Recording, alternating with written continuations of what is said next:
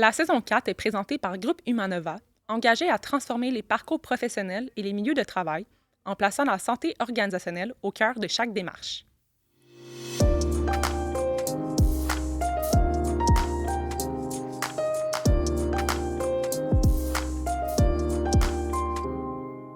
Allô, Allô, Vicky! Vicky! Comment ça va?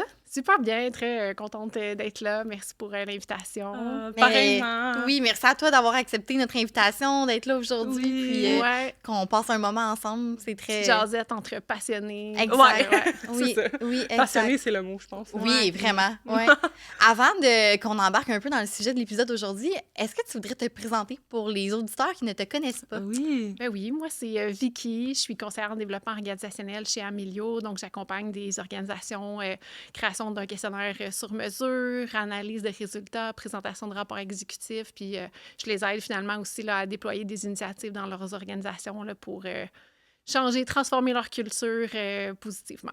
OK. OK. Et est-ce que tu peux nous parler un peu de ce qui t'a amené à travailler chez Amélio, ton parcours un peu avant, personnel, académique? Oui, j'espère qu'on a du temps parce que Ben mon oui! parcours atypique, là, j'ai Oui, 8 vies professionnelles c'est différentes. ça. Je pourrais résumer ça. Tu sais, moi, quand j'avais 16 ans, là, je savais pas ce que je voulais faire. Tu sais, c'était l'époque où est-ce que tu pouvais être coiffeuse, médecin, tu sais, avocate, les métiers tu sais, plus traditionnels. Et puis, je voulais, tu sais, j'étais en option sport à l'école, fait que je me suis dit, ben pourquoi pas aller faire un bac en enseignement et de l'éducation physique pour me rendre vite compte que, tu sais, oui, j'ai les compétences, oui, tu sais, je m'exprimais bien, mais c'est pas exactement ça, tu sais, que je voulais faire dans la vie. Fait que j'ai fait plusieurs détours. Tu sais, j'ai été entraîneur personnel pendant un bon moment. J'ai étudié en ostéopathie, j'ai travaillé en événementiel. Tu sais, je suis une touche à tout, là. Ouais. Tu sais, fait que, tu sais, j'étais pas 100% heureuse là-dedans. Puis je dirais que mon premier vrai contact avec les ressources humaines, c'est chez Énergie Cardio. Parce que j'avais intégré le siège social. Puis à l'époque, je pense qu'on avait comme 70 centres à travers le Québec. Fait que la fonction RH était vraiment décentralisée. On a reçu beaucoup de formations pour être capable, tu sais, d'agir dans les centres. Fait que moi puis ma collègue, on avait 13 centres à nous. Puis dans le fond, mon mandat, c'était d'aller dans les centres pour voir qu'est-ce qui fonctionne pas. C'est-tu la dynamique entre l'entraîneur-chef, la directrice? Pourquoi le staff, on le perd? Pourquoi il reste pas?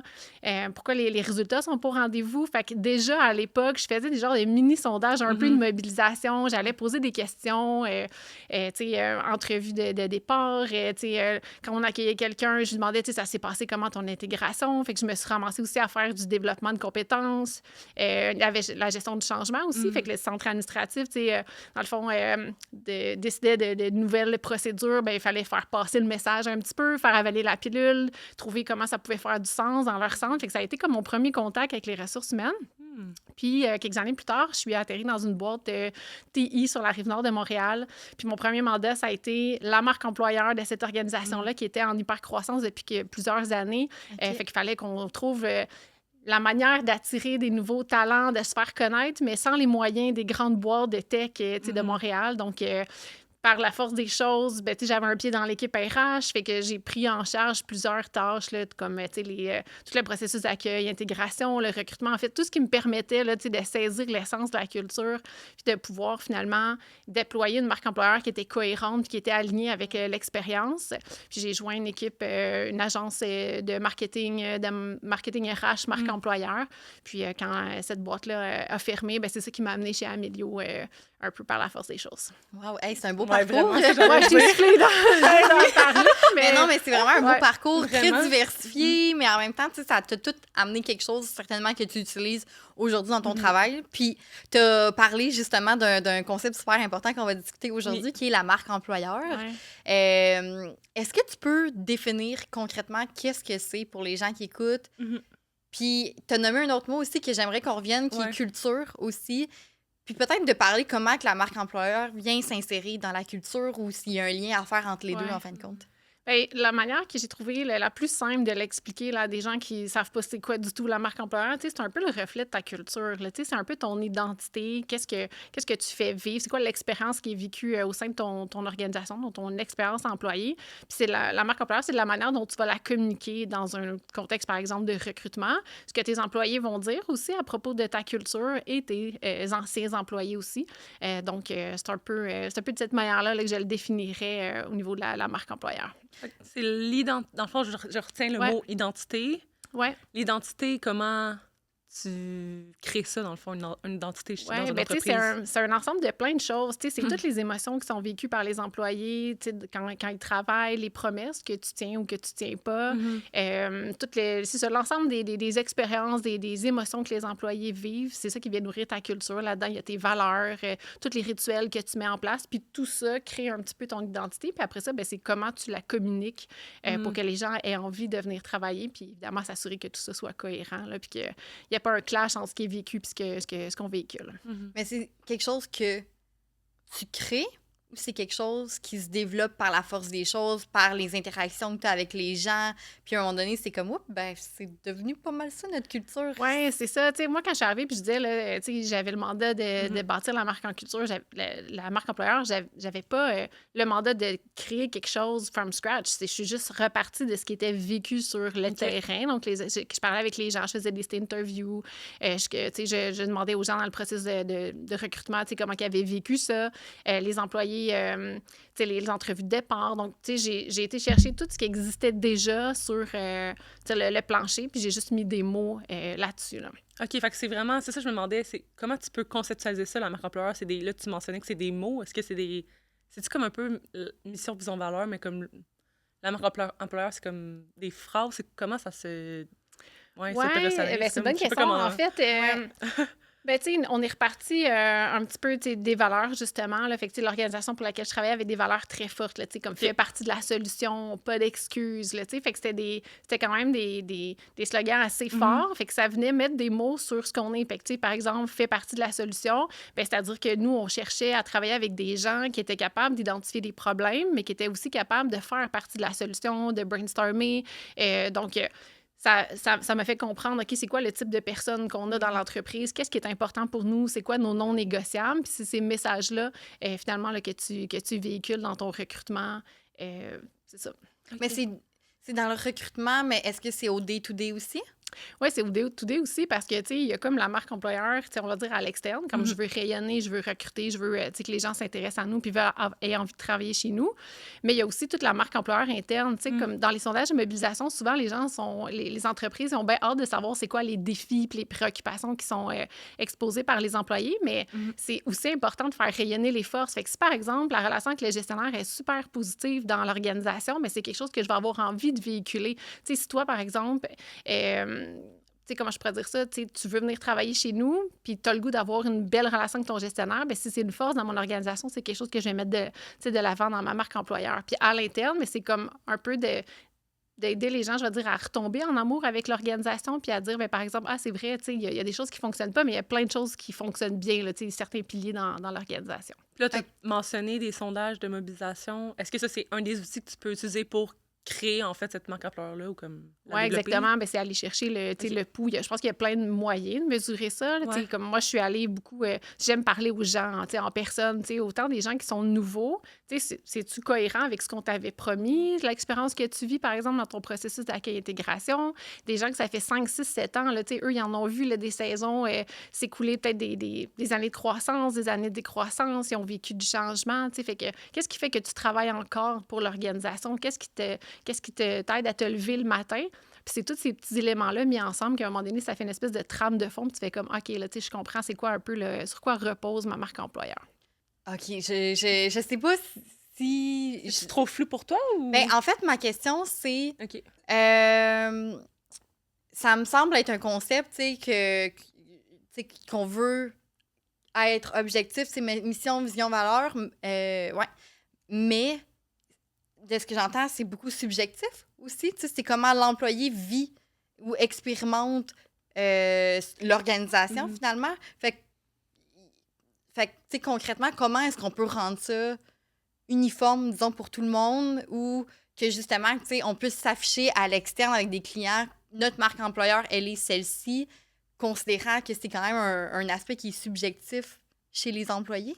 Mais c'est sûr qu'il va toujours avoir une partie de subjectif. C'est pour ça que les Glassdoor Indic de ce monde existent, parce que les gens racontent leur histoire, comment eux, ils l'ont vécu. Okay. Mais après ça, il y a quand même une trame de fond pour tout le monde. Je vais donner un exemple.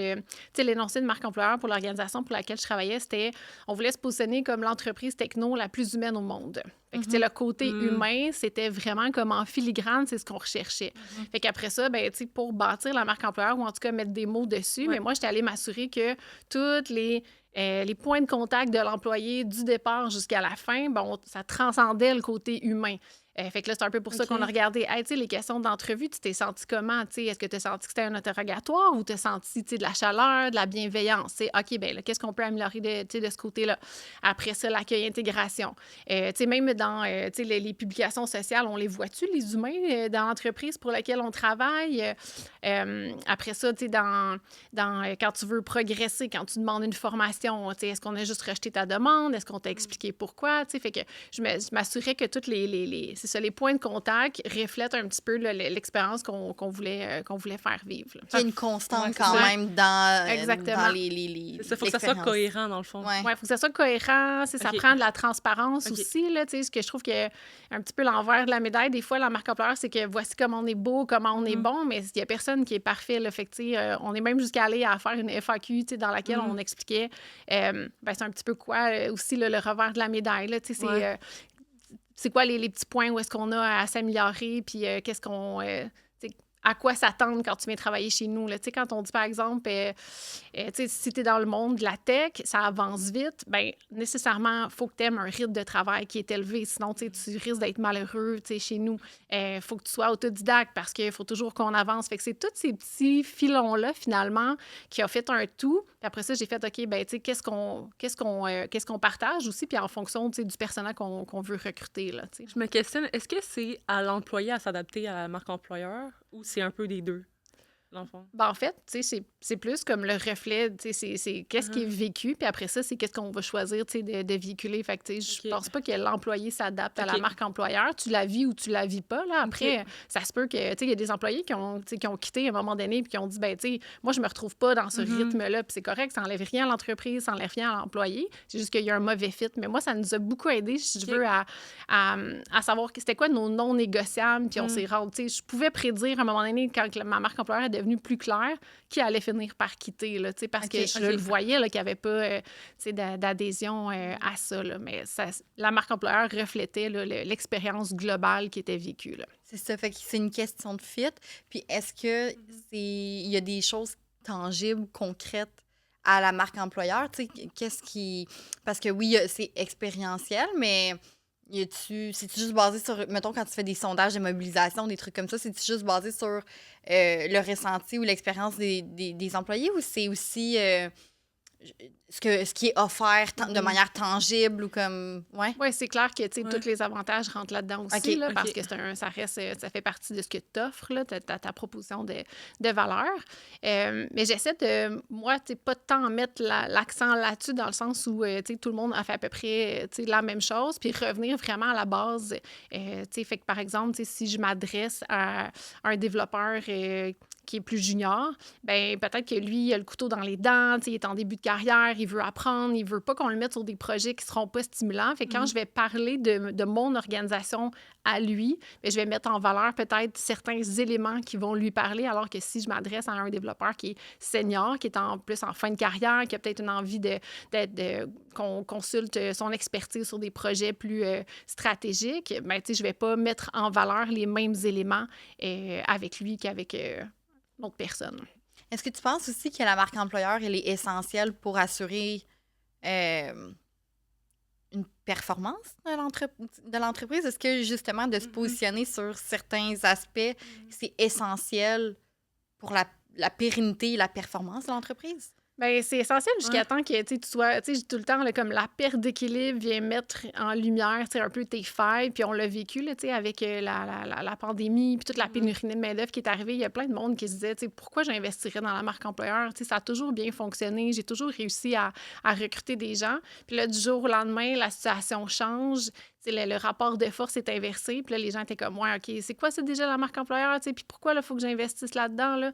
Fait que je pense que ça a amené une certaine conscience, une certaine compréhension des conséquences que ça peut avoir de ne pas investir en marque employeur. Puis dans le fond, cette marque employeur-là, ça peut venir aider tout ce qui est, mettons, le processus de recrutement, que je comprends bien. Oui. Puis la rétention et tout ça. Oui, exactement. Okay, fait autant dans recruter puis attirer les bonnes personnes pour qu'ils viennent travailler chez nous, mais aussi pour garder ceux qui sont en poste.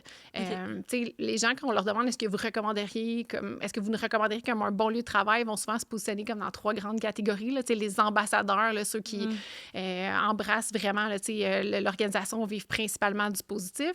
Il va y avoir les passifs, donc eux, recommandent l'organisation, mais de manière moins spontanée, vivent certaines préoccupations, mais de manière générale, ça se passe bien. Puis, les détracteurs qui sont plus critiques face à l'organisation, puis qui s'y retrouvent un petit peu moins. Fait que c'est pour ça que quand on communique les résultats d'un sondage de mobilisation, par exemple, c'est la voix des employés, c'est voici ce que vous pensez à propos de l'organisation, ce qui va bien, ce qui va moins bien. Puis c'est là où je disais tantôt, que souvent, on va parler de ce qui est à travailler, ce qui est à améliorer, alors que, de faire rayonner nos forces puis dire hey, on a une belle relation avec nous. Vous nous dites que vous aimez la relation que vous avez avec vos gestionnaires, qui sont capables d'avoir les conversations difficiles. Faisons rayonner ça. C'est pas partout qu'on peut se vanter d'avoir une belle relation avec les gestionnaires. Fait que c'est important de venir faire rayonner ces forces-là à même l'organisation. Fait que c'est dans cette optique-là qu'on dit que la marque employeur va servir à la rétention et à la mobilisation des employés.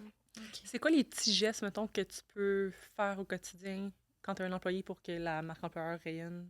C'est aussi niaiseux que de parler positivement de ton organisation. Là, on est entre amis un soir là, au souper, puis vous me dites « Hey, ça va comment à la job? » Je risque fort possiblement de vous parler de autant de ce qui va bien que ce qui va pas bien. Puis si je sens que mon organisation est à l'écoute de mes idées, de mes préoccupations, je vais peut-être avoir un discours qui va être plus positif. Tout n'est pas parfait, mais je sens qu'il y a de l'ouverture quand je veux en parler. Partager les offres d'emploi, liker les publications sociales. Quand j'étais au marketing, là, puis que je prenais plein de temps à faire une belle publication sociale, puis que tu n'as pas de like, mais au contraire, qu'il y a des gens qui la partagent. Bien, ça, c'est tous des petits gestes là, qu'on peut faire pour faire vivre la marque employeur. Là, mais ça, c'est la faire vivre à l'extérieur de l'entreprise, mais à l'interne. Oui, à l'interne, ne serait-ce que de vivre les valeurs là, pleinement, puis de nourrir là, tout ce qui vient, tout ce qui est positif. Donc, oui, puis j'avais aussi une autre question. Dans le fond, est-ce que la refonte d'un site Internet, ça peut faire partie de la marque employeur ou comme, refaire le logo ou comme faire des capsules vidéo? Est-ce que tout ça, c'est des... Comment je peux dire ça? Des stratégies. Oui, des stratégies pour faire vivre la marque employeur. Ça vient avec des coûts, par exemple. Là, okay. Mais oui, c'est des stratégies. Comme nous, on avait pris la décision de créer un micro-site carrière. Donc, quand tu cliquais sur l'onglet carrière, c'est amené dans un autre univers qui était un peu plus funky, où est-ce que on avait la cravate un peu plus déloussée. Là, on sentait moins le côté tech, on sentait plus comme les humains derrière. Fait qu'on avait mis comme une espèce de la playlist de l'organisation. C'est des choses que j'avais jamais vues ailleurs. On avait vraiment pris le temps d'expliquer c'est quoi les valeurs, pourquoi elles sont importantes pour nous. On avait un onglet aussi, comment te préparer à ton entrevue. T'es-tu obligé d'arriver chic ou c'est pas important pour nous? Où tu stationnes? Donc, tous des petits gestes comme ça qui démontrent qu'on soucie là, de la personne dans le fond. Fait que oui, c'est toutes des choses dans lesquelles, mais il faut avoir les moyens. Là, c'est pas obligatoire. Là, si j'avais une chose à changer ou à conseiller aux organisations, c'est les offres d'emploi. Là, Combien de fois on les lit en diagonale parce qu'on dirait que c'est pas de saveur, il n'y a pas d'émotion. C'est un petit quick win tellement facile là, de se questionner, de dire, OK, si je l'avais en face de moi, comment je lui parlerais de son équipe, des projets sur lesquels j'ai l'intention de le faire travailler. C'est des manières aussi de faire véhiculer un petit peu là, ta marque employeur. Mais comment rendre... je reste sur ce point-là que je trouve intéressant. Comment rendre une offre d'emploi attrayante? Oui, bien, je trouve qu'on dirait qu'on parle beaucoup de voici ce que je t'offre, voici ce que je veux que tu fasses, voici dans quel cadre ça va être qui, tu sais, mais c'est pas ça que le personnel a besoin de savoir, là, tu sais, à travers une offre d'emploi, il faut que tu me donnes envie de venir travailler pour toi, là, tu sais, fait que... des fois, c'est peut-être parler un petit peu moins de nous, mais parler du quotidien. Tu sais, la personne, en gros, ce qu'elle veut savoir, elle va zioter les avantages sociaux pour voir si c'est à peu près kiff-kiff avec les autres offres d'emploi. Mais parle-lui de son gestionnaire. C'est quoi son nom? Parle-lui de ton gestionnaire. C'est une personne qui est super dynamique, enjouée. Les membres dans ton équipe, là, la moyenne, les gens sont là à peu près depuis 5 ans. C'est des gens là, pour qui le mode solution, c'est super important. Voici les projets sur lesquels tu vas être impliqué. Voici ce qui est important important pour nous. T'sais, le côté humain, ça veut dire qu'on t'a préparé un processus d'accueil-intégration qui va être adéquat. On s'engage à répondre à tout le monde. C'est tous des petits éléments comme ça qui peuvent capter l'attention. Puis pour l'avoir testé dans de multiples entreprises, là, c'était ma plus belle paye quand les gens prenaient le temps de m'écrire. Hey, je sais que ma candidature n'a pas été retenue, là, mais pour la première fois, j'ai ressenti une émotion en lisant l'offre d'emploi. Les gens étaient ambassadeurs juste en lisant l'offre d'emploi, là, tu sais. Wow. Fait que, tu sais, la première étape, ça a été de prendre un crayon et de dire, OK, c'est qui la personne que je cherche? Tu sais, c'est quoi que je veux? Qu'est-ce qu'elle a besoin de connaître sur son milieu de travail? Tu sais, des fois, on mettait le nom du gestionnaire pour on linkait là, son profil LinkedIn. Ça développe déjà le sentiment d'appartenance, j'ai l'impression. Oui, là, exactement. Ils sont déjà inclus un peu. Fait que, tu sais, tantôt, quand je dis que notre énoncé de marque employeur, c'était de se positionner comme l'entreprise techno la plus humaine au monde, ben, tu sais, les gens le sentaient dès l'offre d'emploi, tu sais, qu'on avait considéré ce qu'ils avaient besoin de savoir plutôt que de dire, ben sous la supervision de la directrice du marketing, tu sais, blablabla. Mais c'est vrai que c'est souvent ça qu'on retrouve dans les offres d'emploi. Oui, là. exactement. Mais c'est full impersonnel. Oui, c'est impersonnel, c'est ça le mot, je pense. Tu sais, en pénurie de main-d'œuvre, là, tu sais, je me rappelle d'un OBNL tu sais, avec qui j'ai travaillé. La personne me dit, tu sais, ça fait 6 mois que le poste est ouvert. Là, j'ai personne. Puis, tu sais, un OBNL, on s'entend. Elle disait, tu sais, moi, je peux pas offrir des salaires à tout casser. Puis, j'ai comme, il n'y a aucune raison que tu ne reçoives pas des CV. Là. La première chose qu'on a faite, c'est qui le personnel que tu veux embaucher. On a rédigé comme une offre d'emploi qui était plus chaleureuse, qui reflétait davantage, tu sais, ce que l'énergie ou les expériences qui allaient pouvoir être vécues. Puis en 2 semaines, le poste était comblé. Là, elle dit, j'ai jamais vu ça. Elle dit, t'as fait de la magie, mais j'ai pas fait de la magie. Je me suis juste mis dans la peau de l'autre personne. Puis j'ai fait comme, qu'est-ce que cette personne-là a besoin de savoir pour avoir envie de postuler. Là, on a reçu des CV comme ça. Là. Wow. Hey, c'est fou. Hey, ça peut être, dans le fond, ce que je comprends, ça peut être autant des petits gestes que des gros gestes. Tu sais, si, mettons, t'as des fonds, t'as un petit peu plus d'argent, tu peux autant investir, mais si t'as moins de fonds aussi, il y a d'autres façons de faire pour venir développer cette marque employeur-là. Puis... Oui, le mandat de marque employeur, on avait 0 budget. Là, Le président m'a dit, écoute, garde, il faut que tu sois créative, innovante. Nous, on a eu la chance de pouvoir développer à l'interne le micro-site carrière, mais dans un autre contexte, j'aurais probablement pas été capable. Mais il y a des petits changements qu'on peut faire. L'OBNL dont je vous parlais, là, on a fait des capsules vidéo un peu homemade dans lesquelles les gens expliquaient pourquoi je travaille ici depuis 9 ans. Qu'est-ce qui fait que je trippe? Puis on sentait justement, pour faire les liens avec la marque employeur, c'est pas moi qui venais le dire dans une publication sociale, c'est les employés qui l'écrivaient. À travers la vidéo, de pourquoi je suis ici. Là, fait que... Mais comme tu parlais, Eve, puis un peu en lien avec ce que tu disais aussi tantôt, Vicky, c'est le lien avec sentiment d'appartenance, puis fidélisation aussi, le terme que j'avais en tête, des employés quand tu avais les ambassadeurs que tu parlais tantôt. Fait que c'est des employés fidèles, en fin de compte. Oui, mais c'est des gens que, la balance de positif et négatif, là, ils vivent plus de positif. Fait que c'est facile de parler de quelque chose que t'aimes, quelque chose qui te procure des émotions positives. À l'opposé, quand tu vis, quand tu te sens pas écouté, tu te sens pas reconnu, tu progresses pas, mais tu arrives chez toi le soir, tu es là pour une demi-heure à ton conjoint à dire « Hey, je suis pas bien à mon travail, puis il faudrait que ça change. » Fait que c'est ça. Tu peux pas être un ambassadeur, tu peux pas faire rayonner la marque employeur quand tu vis du négatif dans ton expérience employée. Mais en lien avec ça, c'est pas partout dans les entreprises que les gens sont bien. On en parle de santé mentale puis toutes ces choses-là aussi sur le podcast et tout. Par quoi commencer ou quel conseil tu donnerais justement à une entreprise qui a envie de peut-être trouver une manière de faire rayonner son entreprise autrement? Ou par quoi commencer finalement si on veut... Ben, moi, il y a de quoi que je retiens, c'est impliquer les employés peut-être dans les décisions ou comme dans... mettons, l'entreprise veut développer sa marque employeur, ben, peut-être impliquer les employés dans le développement. Je pense que ça va faire en sorte qu'ils vont peut-être être un petit peu plus engagés. Mais c'est ça. Puis j'ai nommé comme exemple santé mentale, là, mais mon but, c'est pas... dans le sens que des fois, ça va plus deep que juste la marque employeur. Là, c'est pas pour minimiser rien, mais c'est plus pour savoir justement par quoi commencer si on veut faire changer un peu cette perception-là, finalement, que les employés peuvent avoir de l'organisation. Oui, mais tu sais, avant de penser à en parler et à faire rayonner certaines choses, je pense que la première étape, c'est d'être à l'écoute pour vrai. C'est pas tout le monde qui est à l'écoute. Fait que c'est aller vers tes employés. Ça peut être en one-on-one. Je pense d'impliquer les gestionnaires, là, c'est ceux qui sont le plus près des employés. Tu sais, combien de one-on-one, moi, j'ai eu qu'on parlait juste des projets. Puis il n'y avait pas jamais le « comment ça va? T'as-tu du fun en ce moment? Là? Tu te sens-tu motivé? Tu rends du travail à reculons? » Juste des petites conversations comme ça, plus humaines, ça te permet de prendre le pouls. Après, c'est sûr sûr que les sondages de mobilisation, il y a plein de petites choses qu'on peut faire. Tu sais, tantôt, je disais le processus de recrutement, là, tu sais.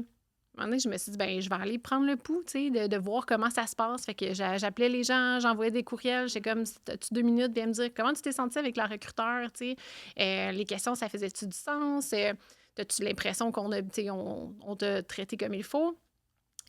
Tantôt, je parlais des interviews, d'aller chercher un petit peu ce input-là, d'être à l'écoute, puis après ça, de voir c'est quoi les grands dénominateurs communs qui sont positifs, puis ceux qui sont plus négatifs, puis après ça, de se pencher sur qu'est-ce qu'on peut faire concrètement. Puis c'est un peu ce que je trouve plate des fois, c'est qu'avec les sondages de mobilisation, on fait la job, on pose les questions, mais après ça, on s'en va de notre côté, puis on met en place des initiatives qui ne répondent pas toujours aux besoins des employés. Fait que oui, de les écouter. Là, souvent, quand je vais proposer des recommandations, je vais partir des suggestions qui sont qui émergent de la part des employés. Là. Donc, si c'était eux, demain matin, qui avaient à changer les choses, voici ce qu'ils mettraient en place. Donc, Mais il faut que les employés aient le safe space de nommer ce qui changerait aussi. Oui, ça, c'est un autre point.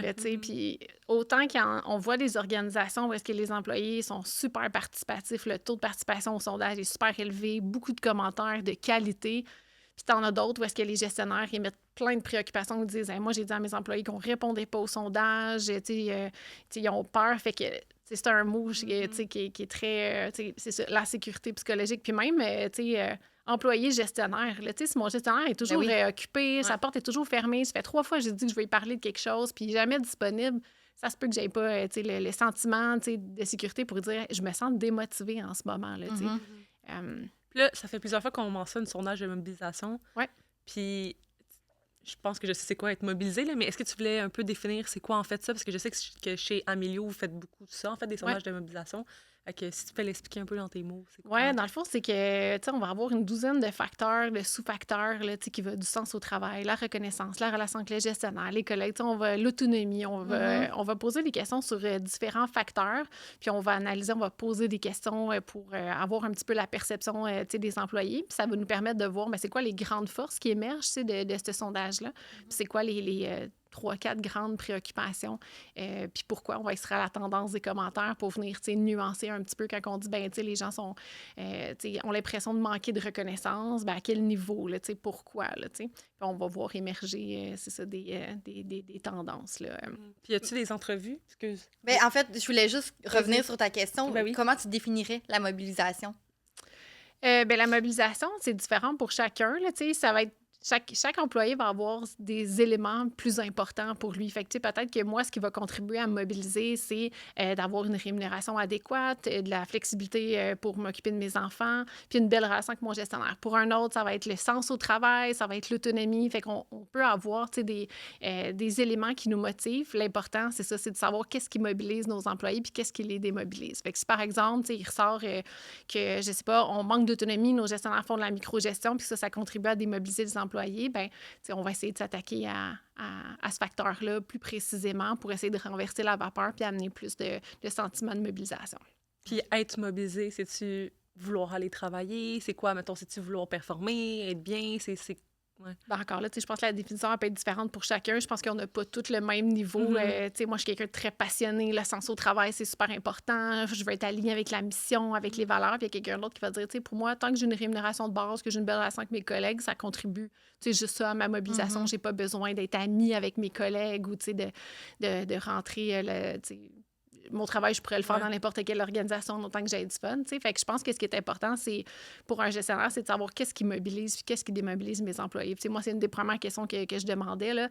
Prends une feuille de papier, écris-moi les 5 facteurs qui contribuent à te mobiliser puis à te démobiliser. Là, Après ça, avoir des discussions. Fait que quand tu me dis que la rémunération, c'est quelque chose qui te mobilise, parfait. T'en es où? En ce moment, es-tu satisfait de ta rémunération? C'est quoi pour toi la rémunération que tu veux chercher? Il y a peut-être des éléments sur lesquels je n'aurai pas d'impact, mais il y en a peut-être d'autres sur lesquels je vais pouvoir t'accompagner, par exemple, dans le développement des compétences, te confier des mandats ou des projets qui vont te faire briller, qui vont te permettre de développer tes compétences. Fait que, je pense que c'est cette conversation-là aussi, puis cet espace-là de discussion qui contribue à mobiliser. Là.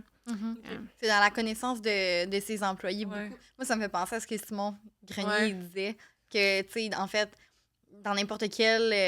en fait, quelqu'un qui a du leadership, en fait, la qualité première, c'est la relation que la personne va avoir avec son employé ou la personne qui est en mesure d'influencer, si on peut dire. Fait que, au final, ça a quand même un lien beaucoup avec avec ça, c'est de connaître ses employés pour après ça trouver une manière de mobiliser leur énergie finalement, puis qu'ils soient en mesure et motivés par le fait même de rentrer travailler finalement. Ouais. Tu n'es pas supposé d'avoir de surprise dans un sondage de mobilisation. Ouais.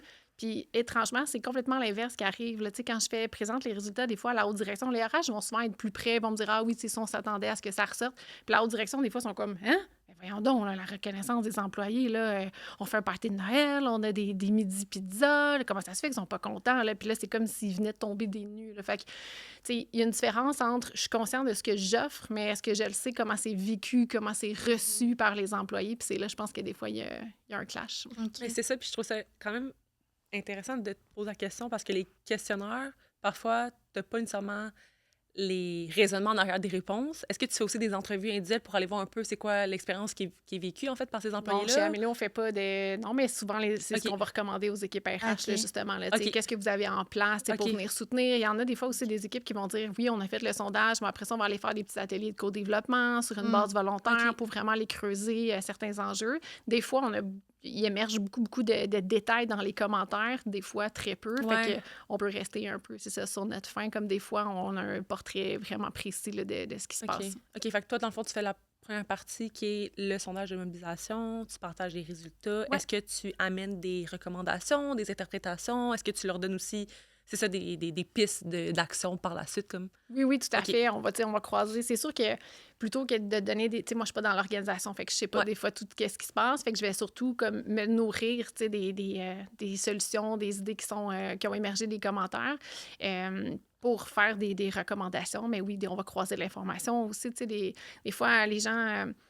il y a un petit pincement là, quand ils voient qu'il y a un certain pourcentage de détracteurs dans l'organisation. Là. Puis ils me disent, là, on est-tu pire? On est-tu mieux qu'ailleurs? C'est-tu normal d'avoir tant de détracteurs? Puis on va croiser l'information, par exemple, avec les intentions de départ. Fait que, des fois, on a des gens qui sont très critiques dans l'organisation, mais quand tu leur demandes est-ce que tu as l'intention de quitter l'organisation, par exemple, dans les 2 prochaines années, il y a très peu de gens qui sont à la recherche. Fait que, ça va venir nuancer un petit peu là, le résultat. Fait que oui, on va donner des recommandations, puis on les accompagne aussi par la suite, à savoir, comment tu vas présenter tes résultats, as-tu des enjeux, comment ça a été reçu, le plan d'action, tout ça. Donc, oui, mais c'est ça, je me demandais s'il y avait un accompagnement aussi. Oui. OK. Ça, c'est précieux parce que des fois, les gens vont dire, il me semble qu'on a l'impression d'avoir tout essayé. C'est quoi qui se fait ailleurs? Fait que, le fait de pouvoir... partager un peu les bonnes pratiques qu'on entend ailleurs en fonction des secteurs, c'est toujours intéressant. Puis les recommandations que vous faites, est-ce qu'elles sont en lien avec la culture justement de l'entreprise? J'imagine qu'il doit y avoir peut-être un petit lien, parce que tu proposerais peut-être quelque chose à une entreprise que dans une autre, ça serait peut-être moins... ça fonctionnerait peut-être moins ou peu importe. Fait que, j'aimerais ça faire du pouls là-dessus, dans le fond. Ce que j'entends, c'est que les entreprises se comparent beaucoup. Oui. Mais là, avec le lien avec la culture, parfois, dans ta culture d'entreprise, c'est très personnel, ça se vit au quotidien. Fait que, je me dis, est-ce que les entreprises qui se comparent et tout ça, c'est-tu la bonne façon de voir les choses? Comment toi, tu perçois ça? Bien, tu sais, c'est sûr. Là, je pense que c'est humain de vouloir se comparer. Là, des fois, ils vont dire, tu sais, notre TNR, là, il est plus haut, plus bas? Prenez ça avec un grain de sel. C'est sûr que quand tu es 40 points en haut de l'industrie, là, probablement que il y a plein de belles choses que tu fais. Puis oui, c'est sûr qu'on peut pas prendre une initiative, faire du copier-coller un peu partout parce que ça cadrerait peut-être pas avec la culture. T'sais. Mais je prenais ça avec un grain de sel. Comparez-vous, vous, avec vous, de où on part, qu'est-ce qu'on a mis en place pour y arriver, jusqu'où on veut aller, puis, misez plus sur votre progression, puis, je pense qu'il y a aussi beaucoup l'aspect de la communication, là, au-delà de faire le sondage, de déployer, là, je me rends compte que les organisations qui communiquent bien, les plans d'action qui sont transparents, c'est ceux qui ont les meilleurs résultats dans le temps. Là. Une question qu'on pose, c'est est-ce que vous avez confiance que l'organisation va prendre des actions suite au sondage? Puis des fois, là, c'est oui, on a vraiment confiance. Il y en a d'autres qui vont dire moi, je pense que c'est un coup d'épée dans l'eau, c'est juste comme un crochet sur la to-do puis il se passera rien. Mais je sens quand même l'espoir. Là. Les gens sont pessimistes, mais ils veulent que ça change. Fait que c'est ça. Ouais, c'est ça parce que il y a des entreprises qui vont faire des sondages. Est-ce que, dans le fond, OK, je recommence la question. Est-ce que tu recommanderais de faire des sondages à un temps précis ou c'est un peu comme comment l'entreprise... Ça dépend tellement, là, tu sais... Il y a des organisations qui vont faire un sondage par année, d'autres qui vont sonder en continu. Il y en a qui vont faire des sondages aux 2 ans parce que ça va être tellement long de déployer le plan d'action. Tu sais, ça dépend de plein de facteurs. Fait que c'est vraiment du cas par cas. Là. Fait que quand on accompagne les organisations, là, tu sais, on va vraiment prendre en considération plusieurs paramètres. Puis on va leur proposer des scénarios, puis ils vont choisir celui qui va fitter. Des fois, l'équipe RH veut quelque chose, la haute direction veut autre chose. Puis en lien avec les... Je laisse ma curiosité prendre le dessus. Ben, en fait, je suis tout le temps curieuse, mais vous allez comprendre. Avec les sondages que vous avez faits, on va dire, dans la dernière année, y a-t-il un portrait quelconque de la mobilisation des entreprises au Québec ou parmi toutes celles que vous avez sondées? À quoi ça ressemble, la mobilisation des employés? Oui, on discutait justement de ça parce que, tu sais, dans la dernière année, on a vu des changements là, au niveau des facteurs qui ressortent autant comme des forces que des préoccupations. La reconnaissance qui provient de l'organisation. La reconnaissance au complet, là, que nous, on la segmente, reconnaissance des employés, du gestionnaire puis de l'organisation. Là, ça, c'est vraiment là, le party de Noël, là, ça a plus le même impact que ça avait là, il y a quelques années. Là. Les gens, ce que je lis dans les commentaires beaucoup, c'est on veut la tape dans le dos, je veux me sentir comme un rouage important dans l'organisation. Là. Je veux sentir que le petit bout que je fais, moi, dans la chaîne, ils génèrent quelque chose. Ils veulent que les dirigeants soient plus sur le terrain. Ils veulent pas se sentir comme des numéros. Ça, c'est écrit là, dans presque tous les sondages. Vraiment, là. L'autonomie aussi, les gens veulent de l'autonomie. Ils n'en veulent pas de micromanagement. Ils veulent mettre à profit leurs compétences. Fait que ça, je le vois sortir beaucoup, beaucoup, beaucoup. Il y a les outils technologiques aussi là, qui nuisent pas mal à la productivité.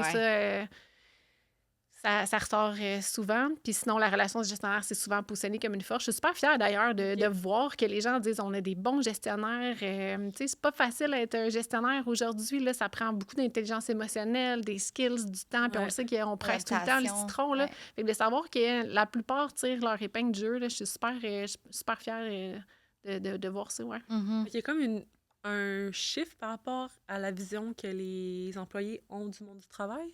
Que tu remarques, dans le fond? Oui, vraiment. Tu sais, j'ai l'impression qu'on revient à c'est tout le temps ce que je dis aux clients, on dirait qu'on revient à la base. Je vais être vue, reconnue, entendue, là, tu sais. Je vais sentir que je fais une différence, là, tu sais, la fameuse pyramide de Maslow est encore d'actualité, là. Puis des fois, les organisations ont l'impression que pour mobiliser les gens, ben ça prend, tu sais, des avantages un peu funky, là, tu sais, il y a quelques années, la table de ping-pong. Si tu as les moyens pour le faire, tant mieux, mais il faut que ta base, elle soit solide, tu sais, il faut que tu aies une culture... de rétroaction, il faut qu'il y ait la sécurité psychologique, il faut qu'on soit capable d'avoir les conversations difficiles. Si ça, là, ça ne marche pas, si je ne sais pas c'est quoi vos préférences de reconnaissance, ben je donne la reconnaissance un peu n'importe comment. Là, fait que c'est ça que je sens de plus en plus, là, de revenir à cette base-là, s'assurer que ça soit solide. C'est pas mal qui ressort. Mais on discutait aussi je pense que c'est la semaine passée avec Didier Dubois sur l'intelligence artificielle. Très intéressant. Puis, à la toute fin, puis je pense même que c'était hors enregistrement, il nous disait que dans les dernières années, on demandait beaucoup, en fait, aux gens de développer leurs compétences techniques. Et maintenant, avec la montée de l'intelligence artificielle, on va demander aux gens de développer leurs compétences humaines parce que ça va être c'est quasiment rendu plus facile ou plus instinctif de travailler avec des ordinateurs. Fait qu'on perd peut-être un peu de ce côté humain-là. Fait que, tu sais, c'est un peu le lien aussi que tu mentionnes, tu sais, que justement, les compétences humaines vont être encore plus nécessaires. Elles le sont par le fait que les employés ont des attentes différentes envers leurs employeurs, je pense. C'est comme on parlait de sens aussi et tout ça. Mais là, en plus, avec l'intelligence artificielle, j'ai l'impression que là, on a une coche de plus qui va être extrêmement importante. Là. Je sais pas combien de gens qu'on entend sur TikTok dire qu'ils sont en amour avec ChatGPT parce qu'ils leur posent des questions, ils se sentent écoutés, entendus, là, tu sais. Fait que je pense que c'est mieux de le vivre avec des humains, mais... Mais c'est ça va être à développer dans les prochaines années, ça, c'est sûr. Là. Vraiment.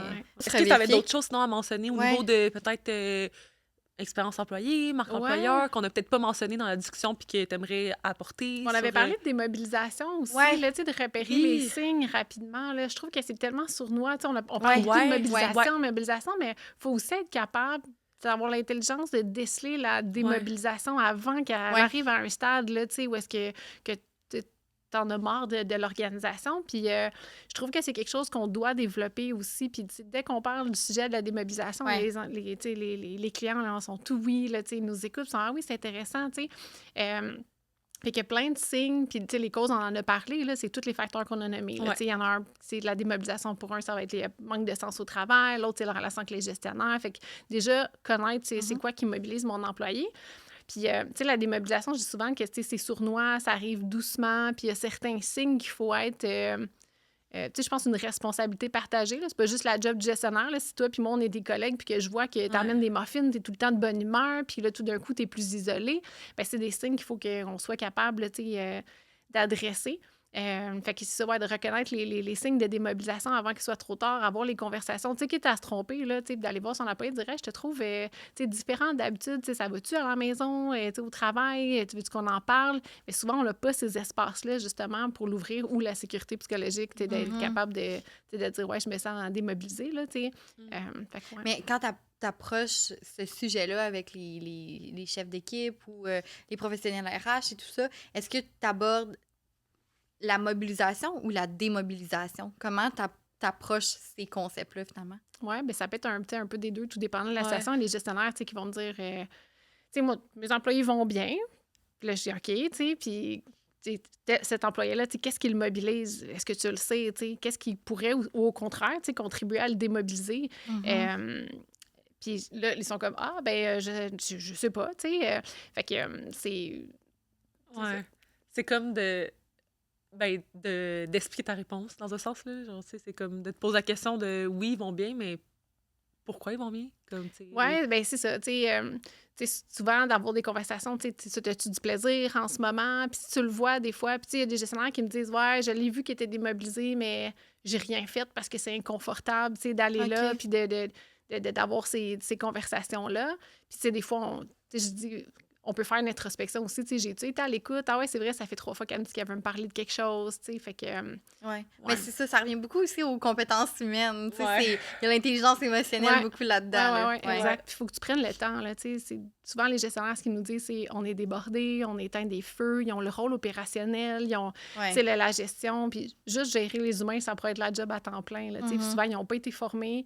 Fait quand on leur demande, ils savent pas par où commencer. Là. Fait que souvent, ils vont laisser les situations aller puis se rendre compte qu'ils agissent quand il est rendu trop tard puis que l'employé est déjà démobilisé. Puis par où qu'on commence? Oui, bien c'est ça. La grosse question. Puis je reviens à ce que je disais tantôt, là, d'avoir des touchpoints humains de manière régulière. Moi, le meilleur gestionnaire que j'ai eu dans toute ma vie, là, souvent, il me disait, comment ça va pour vrai, là? Si tu me dis à tous les jours que tu es à 5 sur 5, je vais trouver que c'est pas normal. Fait que déjà, il avait cadré le fait que j'avais le droit de pas bien aller, puis j'avais le droit de dire que je tripais pas sur des projets. Là. C'est pas parce que tu es bonne dans quelque chose que tu es obligée de le faire. Puis à un moment donné, on avait mis sur papier toutes les tâches que j'aimais pas, qui me démobilisaient, puis me posaient des questions. Pourquoi ça te démobilise? Juste ça, là, je m'étais tellement sentie comme écouté, entendu, puis j'étais comme, ça m'avait donné envie de me livrer encore plus. Fait qu'on a créé cette sécurité-là, cette relation-là où j'avais plus peur avant d'aller dire, c'est comme ça va pas, et tu sais, ça, je trouve qu'il y a trop de pression, je suis fatiguée.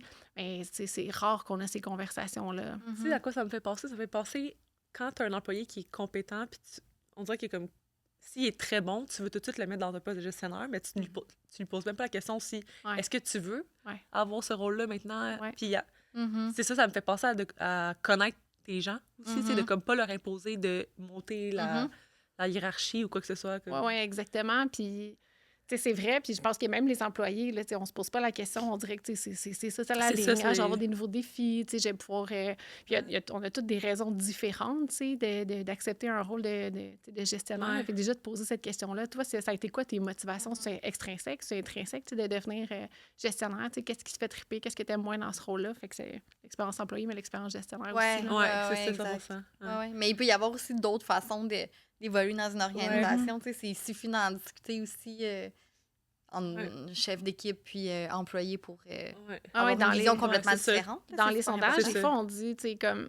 Il y a des questions ouvertes, puis on leur dit, ça veut dire quoi pour toi se développer professionnellement? Ça veut dire quoi pour toi l'avancement? La multitude de réponses qu'on a, là, mais après ça, c'est précieux de savoir, on peut segmenter aussi, puis de voir dans des équipes des portraits un peu différents. Fait que c'est intéressant pour les gestionnaires de faire comme, hey, moi, ma gang, c'est de travailler sur des projets stimulants. C'est pas,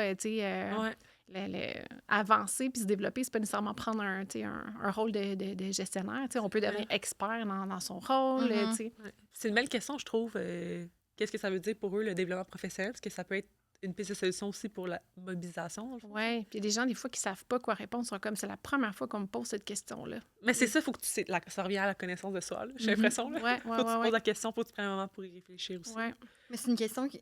Est-ce que tu penses que c'est une question qui est essentielle à poser, à ton avis, aux employés? Ouais. Pas obligé de la poser dans un sondage de mobilisation, mais moi, là, j'étais gestionnaire, là, j'avais une espèce de feuille, là, de one-pager avec plein de questions que je trouvais essentielles à poser. Là, si tu avais à quitter demain matin, ça serait pour quelle raison? Okay. Pourquoi tu as postulé? Qu'est-ce qui t'a attiré chez nous?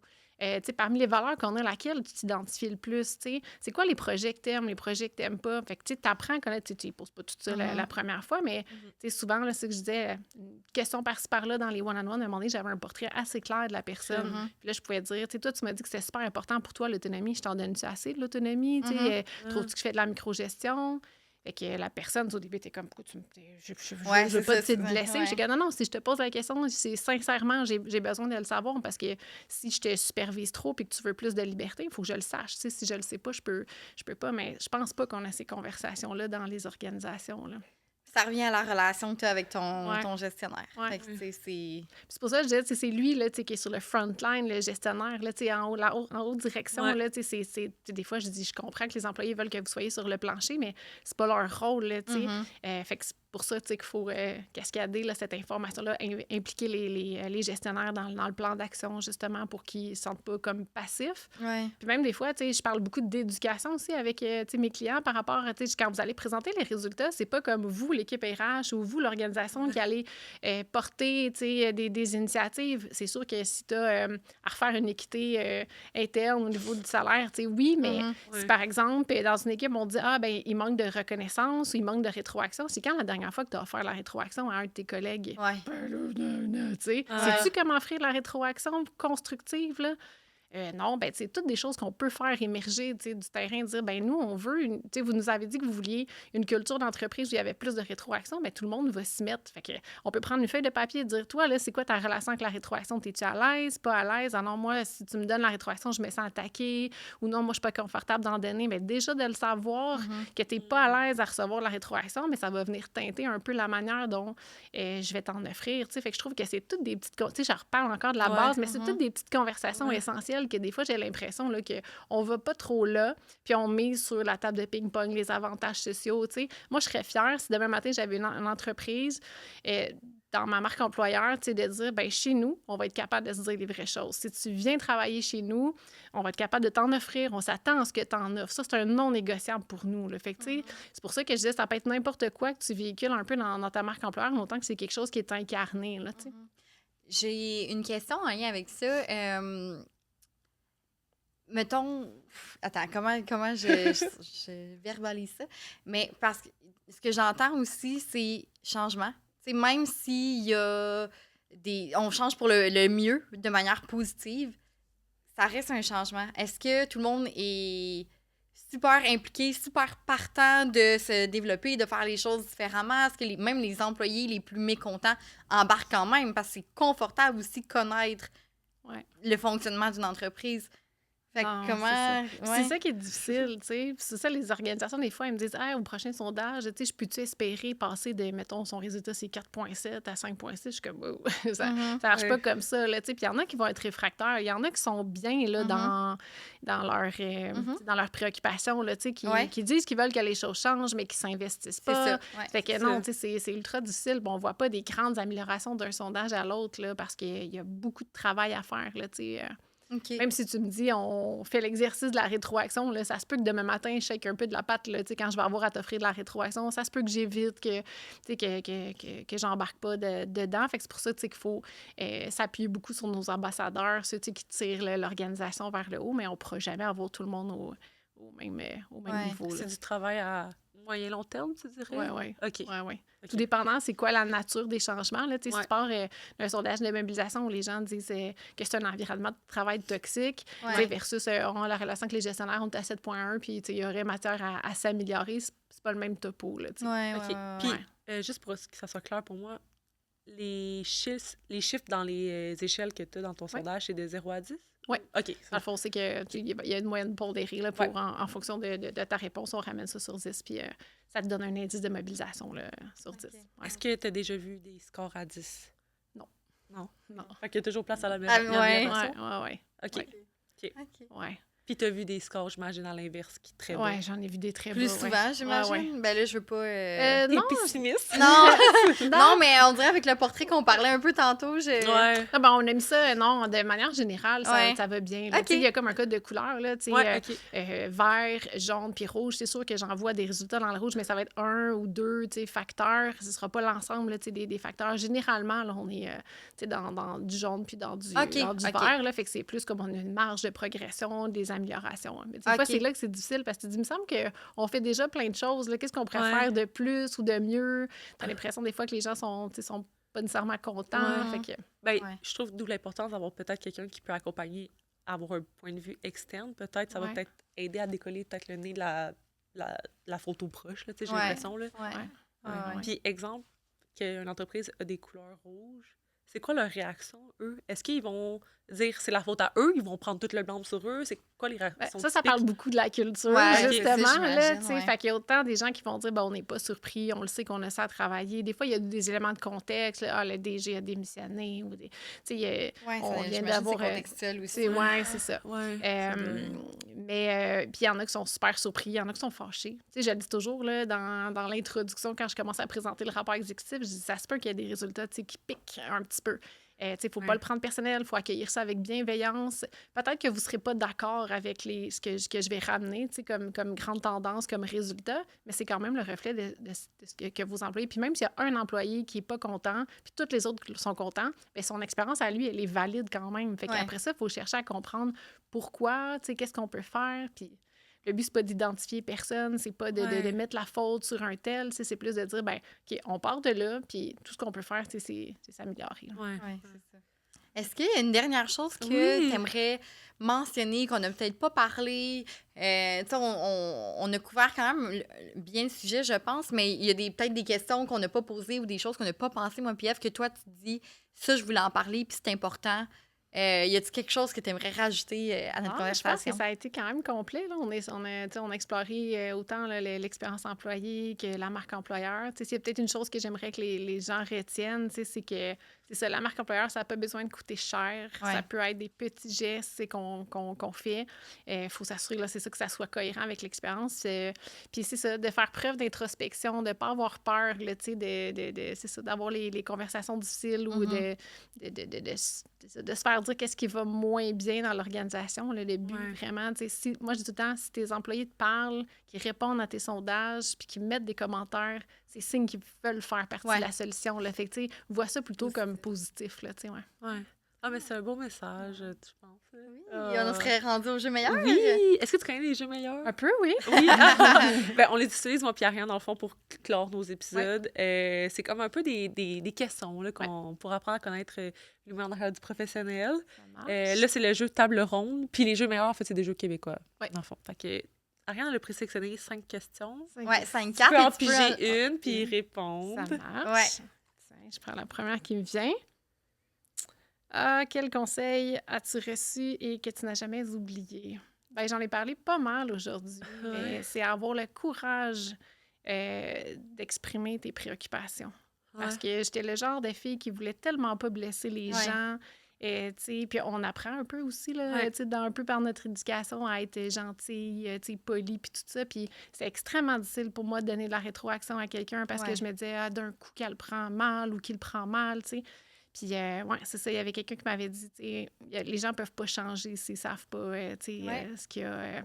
Fait que, c'est ça, ça m'a donné le courage des conversations difficiles, d'être capable de dire, voici comment je me suis sentie, c'est sans attaque, voici, les répercussions que ça a sur moi, pour au moins laisser la chance à la personne, de pouvoir changer les choses ou, rectifier le tir un petit peu, là, mais pas de garder ça en dedans, puis je pense qu'il n'y a pas une semaine sans que je donne pas ce conseil-là à quelqu'un, surtout dans le cadre de mes fonctions. Là. Donc, c'est ça. Ah, mais c'est un beau message parce que vraiment. Nous aussi, je pense qu'on est beaucoup passé sur comme la transparence, je pense. Là. Oui. Parler de soi, parler du jeu, parler de ses émotions. Oui, puis ça revient à la conscience de ça, un peu comme on parlait, de prendre le temps de faire de s'auto-regarder finalement pour après ça, quand tu apportes, exemple, une situation ou comme tu as besoin d'avoir une conversation qui est plus difficile, tu as pris le temps de te regarder, d'identifier quoi, les faits, tes émotions et pourquoi tout ça. Pourquoi tu te sens comme ça, puis comment tu te sens, genre mettre des mots aussi sur est-ce que je me sens fâchée, heureuse, triste. Parfois, c'est comme difficile de le nommer, là, j'ai l'impression. Ah oui, des fois, je prends une feuille de papier, là, puis j'écris tout, tu sais, puis là, j'essaie de me faire une tête, de prendre du recul, comme tu dis, tu sais. C'est inconfortable, sauf que si tu restes dans l'inconfortable, ça devient encore plus inconfortable, ça crée plein de choses. Puis, tu sais, je le fais avec mes enfants, avec le conjoint, tu sais, dans le milieu de travail. Puis le sentiment de fierté que tu ressens un coup que tu l'as fait, puis que ça s'est réglé, ça se règle pas tout le temps, tu n'arrives pas toujours à une issue positive, mais tu ressens beaucoup de fierté, puis on dirait que c'est ça, tu prends, ça te donne plus envie de le refaire. Oui, exact. Mais merci beaucoup. Merci, c'est très intéressant. Merci beaucoup. Merci. Bye. Merci d'avoir été des nôtres pour cet épisode. On espère qu'il vous a permis de faire de nouveaux apprentissages ou du moins d'alimenter vos réflexions. Si vous avez aimé l'épisode, n'hésitez pas à nous laisser une note de 5 étoiles sur votre plateforme d'écoute préférée. C'est une bonne façon de soutenir le podcast. Pour découvrir plus de contenu des RH Podcast, suivez-nous sur Facebook, Instagram, LinkedIn et TikTok sous le nom de rh.podcast. Pour prolonger vos discussions, profitez d'un rabais de 15% sur les jeux de conversation meilleurs avec le code promotionnel RH. À très bientôt!